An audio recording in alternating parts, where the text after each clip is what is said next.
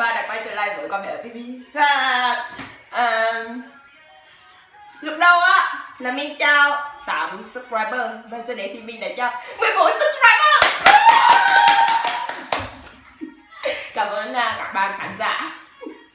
Thì như đã hứa thì mình cuối video mà mình unbox album của Icon á, thì mình đã có đề cập đến hai môn khác của một nhóm nhạc mà mình cũng thích không kém khác gì Icon cả. Mặc dù là mình chỉ mới thích ở đấy thôi, tại vì mình bị bạn lôi kéo. Thực ra lúc đầu mình cũng thích cũng ghét, thực ra thì cũng hơi ghét vì các bạn đã biết bọn fan chủ đấy đó, và mình phải là cái bọn đó đấy, và biết đó mình phải ủng hộ mẹ anh của mình chứ. Và giờ đấy thì các bạn thấy rồi đó, đây bọn mình đều là học sinh nghèo khổ, con đồ nghèo khỉ, nên mình thể có thêm ở đây một quyển được. Ở đấy là ở mẹ là có 4 vơ chứ không phải bên nhà có chỉ có 2 vơ thôi, là bọn mình có thể mở được 1 vơ. Còn ở đấy thực ra bây giờ cũng có 2 vơ thôi, nhưng nghèo quá chỉ có thể mua được 1 vơ thôi.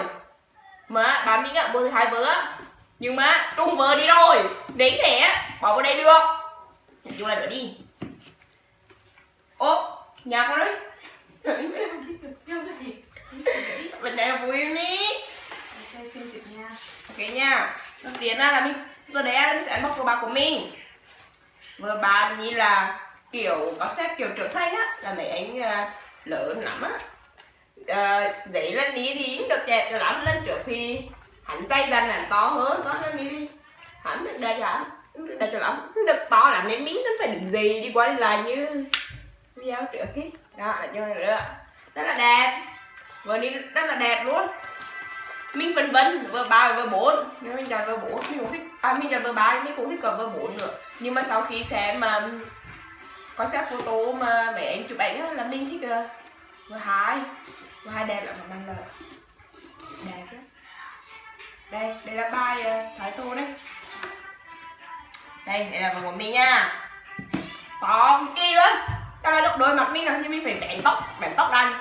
Bây giờ là mặt mình đang to đấy chứ. Rất là to luôn, to nhưng mà nhẹ. Là to phải nào nữa. Mình không được một ngón nữa đây. Không đẹp lắm. Để mà nó hồ hồ này.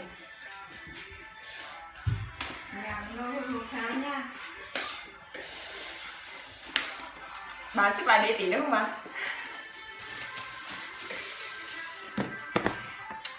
Mình thích mà cà quả mình chưa có mà trùng các video thì càng tốt. Lúc này bạn mới bóc ra các quấy sugar rồi. Mình thì mong là không phải bóc ra sugar nữa. Không phải là mình ghé sugar với nữa, dễ thương quá. Dễ thương lắm. Đây rất là to luôn, nhưng mà giống kiểu là đấy, giống như album cưới đó, nhưng mà rất nhẹ cực kỳ luôn. Này, đây là tờ chỉ đạo của Big Hit thôi. Đĩa này thì cũng giống như là cái ở ngoài, số 7 ở ngoài. Đấy, album Map of the Soul 7. Đây 7 lấp lón đấy, như bạn thấy đó. Các bạn nhỉ, mình bóc trúng của ai đấy?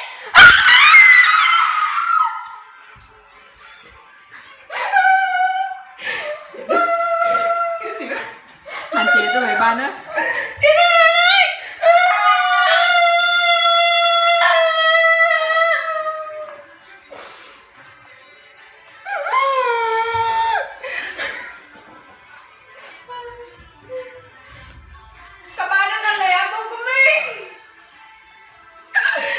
Nói là mấy bạn cũng biết ai đến đây nó các bạn ơi.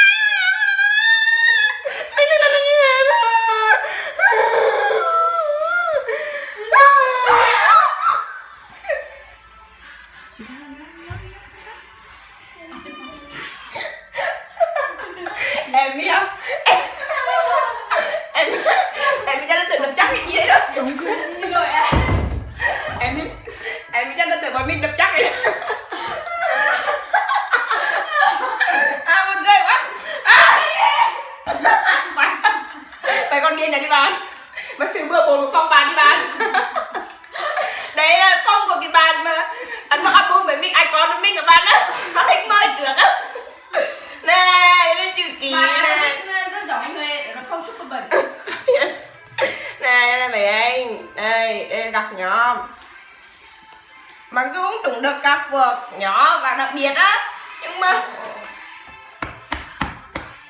đây sticker, đây là thằng Cúc vẽ bầy bà lên này. Cái mình sẽ dán lên điện thoại của mình. Quên, biết tao đi lấy cái điện thoại của tao phải quen chứ. Đây là quà mình nhận được khi mua album.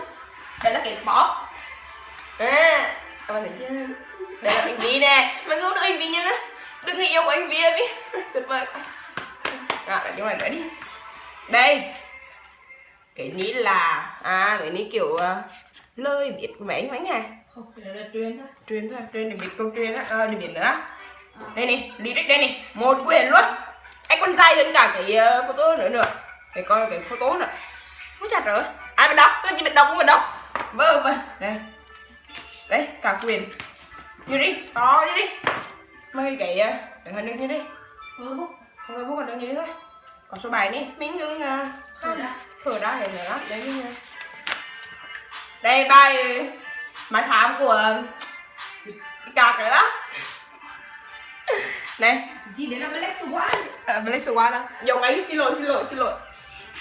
Đây. Ta đánh số thì là dòng anh đó. Đấy. Đây là anh Minh Nhân nè.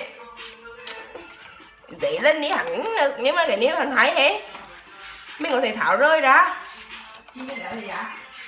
Vì mình đã biết chọn bên mô đề dán hết. Đúng không? Đẹp thế. Với cả mình dùng giấy băng dính xốp nữa. Băng dính xốp đấy hẳn là cứ lôi. Đây. Trời ơi. Hẳn mỏng quá đi. Nhưng mà thôi, đợt tiền ship của mình hẳn phải đau như tiền ship của bên kia. Bên kia đau lắm. Mình nói tiền ship phải 30 vạn, mình tính gì mình còn giả vờ nhận đôi lên để lừa 30 vạn mình vẫn tính luôn. Còn kêu rẻ được. Biết rồi mình lừa cho rồi mình ngu thiệt á. Đây, nói chung là nữa nha. Đó. Hết vào bạn rồi đó. Bây giờ thì ai có thì mình cũng có khách mới. Biết tẻ thì mình cũng có khách mới. Đúng không? Lần này là mình mời đến một bạn Ami lâu năm. Bạn Ami ní là từ Amu lên đến Ami mà bạn ơi. Hồi xưa cũng đi chửi chắc, nó ngay giống như hồi xưa mình cũng đi chửi chắc vào về với anh này đó. Thì bạn ní là đỡ hơn rồi. Mẹ hồi xưa mình còn vô tình chửi nhau với bà nói vậy. Rồi phải chửi chắc vì bù anh cổ về anh em đi. Mà bạn ní á, biết không? Có 2 nick. Một nick nhưng mà cho đặt ấy, một nick nữa còn bao nhiêu đắng là cái gì là anh em giả vờ là mình không trổ á. Sao đúng các bạn có thể bị điên không? Và sau đấy kia mời bạn Nhi Béo sẽ đến unbox album vỡ bồn của bạn à. Chào đi. Đây là Nhi Béo hàng đi bạn. Những cái YouTube của mình lên chưa người có đó. Mình muốn người có được bạn biết không? Xin chào các bạn subscriber của kênh Quả Béo TV. Mình làm bàn có bàn với Quả Béo. Mình hai việc. Các bạn đi là bạn kéo bàn của Quả Béo. Mình có thể tới đây để tao mình sẽ mua có mình là tuổi xa gì đó. Tao phải chửi cái mặt của bé.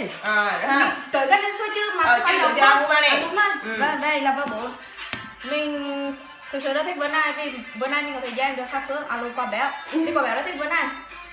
Mình làm như mình mà chỉ có tiền mố. Bây giờ mình sẽ ăn bông nha các bạn.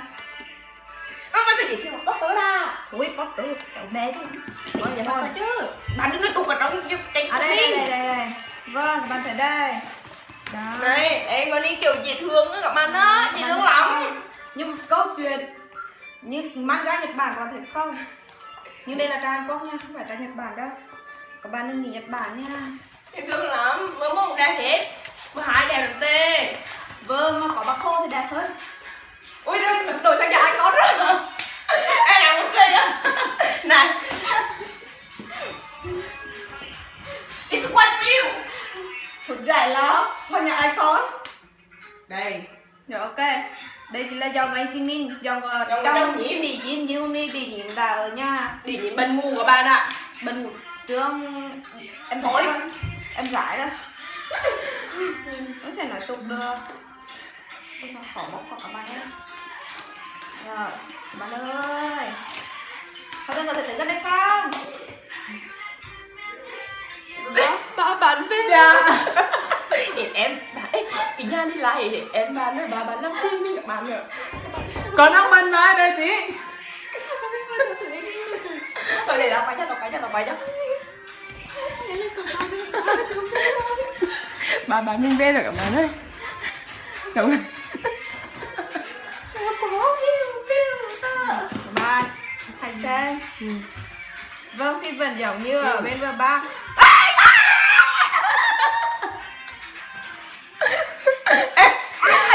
Phản luôn. Ê lúc này tao bị có đi nói đó. Này tao có đi nói là ê đừng nói filter lên của anh Jimin lên Jimin luôn nhé đi chứ. Các bạn đây lần đầu tiên mình chụp anh Jimin sau bao lần mua album. Đây các bạn nhìn đi. Mình nói là mình chỉ chủ huynh lái thôi. Chứ là mình chủ mặc Mình phải cái lái. nhìn đi. Mình phải nhìn đi, mình phải nhìn đi, nó miếng qua bún. Ôi, có anh cười đi. Hút chút cái đi. Trời Ui, tóc mày trái tim. Thiệt. Mày trái tim mà thấy không? Rồi bắn được muốn à. Buồn như này. Nên sao phải mở bài kia thấy chưa nào? Thiệt. Vâng, và như Rồi thế phải thôi. như thế thôi. Mình sẽ mở sang photobook nha. Đây, cái đẹp nha. Ôi, dễ thương chưa các bạn ơi. Ôi trời ơi. Đây. Đó, các bạn thấy dễ thương chưa? Nè, ôi phun vùng tiên nào các bạn ơi. Buồn hả bạn ạ? Buồn chưa? Nè, đây là anh có nhiều tiền thôi. hơn. Thì chưa mà người cứ hỏi là vì đang mà bỏ tiền vào mấy cái ní thì Nè. buồn mà bỏ tiền vào có thể xứng đáng. Ôi, các bạn thấy dễ thương không? Ôi, thầy giáo. Mình đi. Tại vì biết không phải tao. Thì các bạn thấy anh em đánh nhau không? Đấy là chồng là Phương. Phương chồng có đại cá như thế không là đại cá. Gì nữa Chim nè. Trời ơi. Gì nữa mà ăn không? Có gì? Ai như Trời vậy ơi, không, người đánh nhau coi chẳng hàng mình. Trời ơi. Được dài quá. Cười dễ thương quá. Cái con mèo. Cái này cúc về đấy hả? Cái nuôi cũng về hết. Nè. Cái đẹp này, cái đẹp. Ôi mẹ nó nhìn món mình của mình nó. Nhìn là Phương múa đấy. Ngồi im ngồi đi. Rồi đây là hết rồi. Thế là hết rồi, ít của Ngọc Anh nó. Mình Hôm nay muốn là bóc trời hơi tiền. lạnh nhưng mà mình thể quay ngoài trời được. Ê con kia mới thích ăn rồi lại quay cho tao lên tạm biệt đi. Nhanh, lại quay đi, tao chịu mày quay vô khác rồi, nhanh. Mới đầu mà ăn tiền chưa. Mà hẳn ở dầm cái này quay kì, giúp nhiều Ngọc Anh nó. Rồi nhanh. Còn đây, mà album này đây là kết thúc rồi. Và các bạn biết không, khi nào mà các em quay trở lại á thì mình cũng sẽ quay trở lại thôi. Hoặc là các bạn có chủ đề dài đó để mình làm chứ, để mình tập tay lên. Các bạn có muốn làm Comment. không? Mình là được mukbang các bạn, mình ăn nó mình vì ngứa mùi lắm, mình làm được để lên đại học rồi mình làm. Rồi bạn có điều gì muốn nói về channel của mình, về các bạn subscriber của mình không? Các bạn hãy nhớ like, đăng ký, subscribe channel của Quả Bé TV và nhớ ấn chuông để nhận thông báo mỗi lúc Quả TV ra clip mới nhé các bạn. Các bạn nha, chúc các bạn có tự lên, chúc các bạn đón nhận mẹ nha, tay mẹ nhá, ngày mai nhá hay lắm, ngày đang nghiền luôn là mẹ luôn nha. Rồi chưa quay đi được đó. Các bạn quay rồi mình quay mang đi à? Cứ cảm ơn để Bye bye nha các Bye bạn. nha.